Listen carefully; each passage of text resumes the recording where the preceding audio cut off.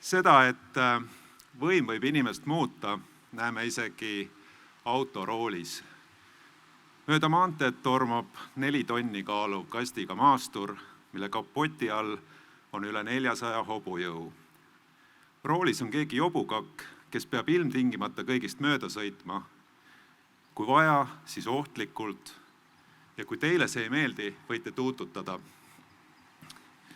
See kõik on muidugi veider, arvestades, et kui samad inimesed ootavad näiteks kassa järjekorras, siis me ei lase ju teistest ette seda, kes on võimsam või tugevam, kuid liikluses ei jää teinekord muud üle. Samas on veider ka see, et ikka ja jälle kuuleme tippjuhtidest, kes käituvad nagu juba nimetatud suure autojuht. Eest ära, lihtrahvas, siit tulen mina. Mul on võim teilt võtta ja teile anda. Kui tahan, teen nii, kui tahan, teen täiega naa. Ühesõnaga, kui ei meeldi, närige pori.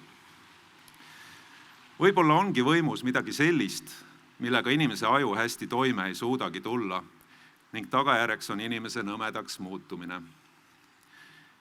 Mõnikord muudab võim inimesi suure pauguga.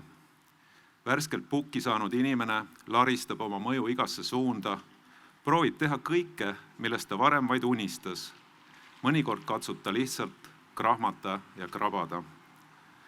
Õppides kunagi ammu kriisijuhtimist, sain teada, et statistiliselt teevad just suurelt valimised võitnud erakondade valitsused kõige rängemaid vigu. Edu võib pähe lüüa. Ollakse kindlad oma eksimatuses, üleolevad ohumärkide suhtes, ollakse lihtsalt ülbed. Mõnda aga muudab võim aeglaselt, nagu hallitus keldrinurgas. Alguses inimene pingutab, et kõigile head teha, kuid aastate jooksul hakkab talle tunduma, et ta on asendamatu.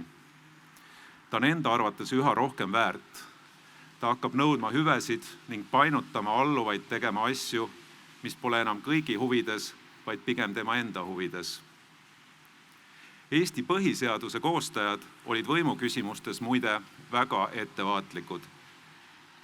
Jääb mulje, et nad on võtnud võimu inimese kätesse andmist kui tõsist riski.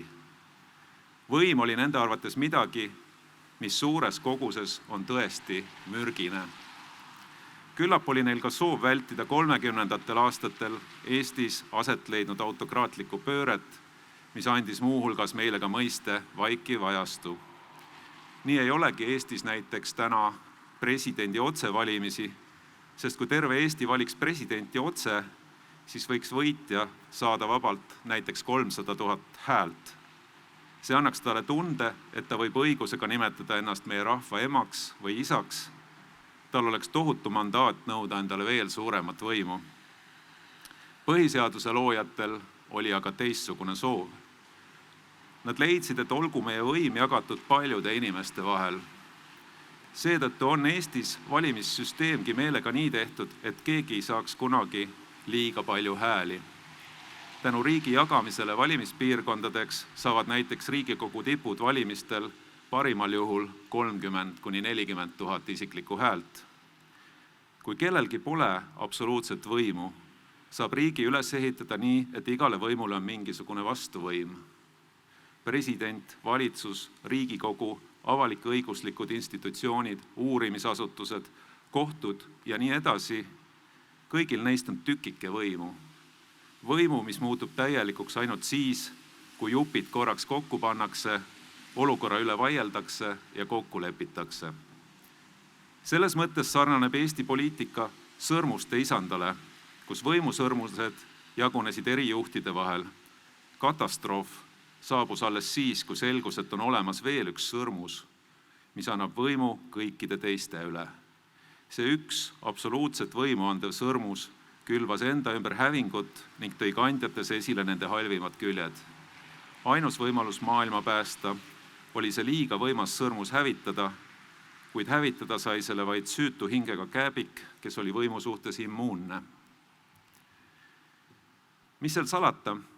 Targa ja võimsa juhi idee meeldiks paljudele inimestele. Nad mõtlevad, et äkki see ainuvõimu saanud inimene teeks kiiresti pliks-plaks kõik asjad korda ning me elaksime õnnelikult edasi. Kui aga ajalugu uskuda, siis see lihtsalt ei käi nii. Ideaalseid ainuvalitsejaid pole olemas või kui nad hetkeks on olemas, siis tuleb neile varem või hiljem mõni hull järglane, kes hävitab seni saavutatu. Niisiis, võim on nagu kiiritus, mis liiga suurtes kogustes on ohtlik inimese vaimsele tervisele. Samas, kui võimu üldse pole, siis pole iseseisvust, pole riiki, pole mille abil kokku leppida. Millised võimalused on veel olemas võimu jagamiseks ja taltsutamiseks? Kuidas teha sedasi, et võim oleks kontrolli all ning sellest võimust oleks kasu võimalikult paljudel? Mullegi on täna siin antud väike tükike võimu teile esineda. Ma kasutan seda selliselt, et teen mõned ettepanekud, mis võiks aidata taltsutada liigset võimutsemist siinsamas Eestis ning hoida seeläbi elus meie põhiseaduse mõtet.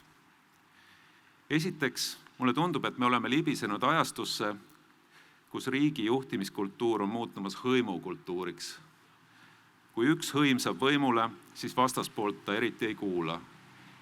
Ja kui isegi vahel tundub, et vastaspoolel on õigus, siis ei tohi Jumala eest välja näidata, et see nii on. Ettepanek oleks see kultuur ära murda. Kui oled võimul, kutsu tulised kriitikud enda juurde nõu andma ning anna läbi selle mingi osa oma võimust, kas või korraks neile.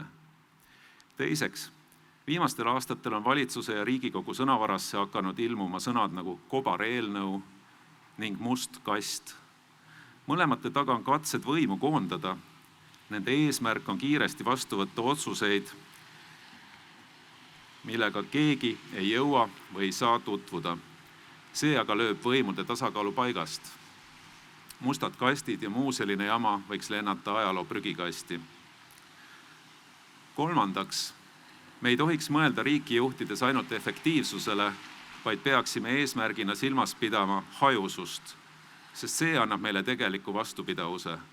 Selles mõttes tunduvad mulle ohtlikuna katsed koondada kõiki võimalikke riigiasutusi alati ühe katuse alla lihtsalt raha kokkuhoidmise nimel. Neljandaks, me peaksime andma rohkem tuge neile, kes kannatavad võimu vägivalla all. Kui alampalka teenivat üksikvanemat ahistab ülemus või vägivaldne elukaaslane, siis on tema võimalused ennast kohtus kaitsta ning võimu tasakaalustada üsna väikesed. Talle tuleb anda võimalus vastu hakata. Praegune riigi õigusabisüsteem on kahjuks liiga nõrk ja vaene. See tuleks muuta paremaks ja tuleks pidevalt mõelda uute viiside peale nõrgemate võimestamiseks. Ja viiendaks, peaksime pidevalt jälgima, milliseid võimalusi võimu hajutamiseks pakuvad uued tehnoloogiad, tehisintellekt, plokiahel, nutikad lepingud. Kui me peaksime leidma, et masinate abil on võimalik võimu paremini jagada, siis me peaksime neid võimalusi arendama ja uurima. Et meil oleks riik, kus igaühel on tükike võimu, mida ta saab kasutada koos teistega. Aitäh!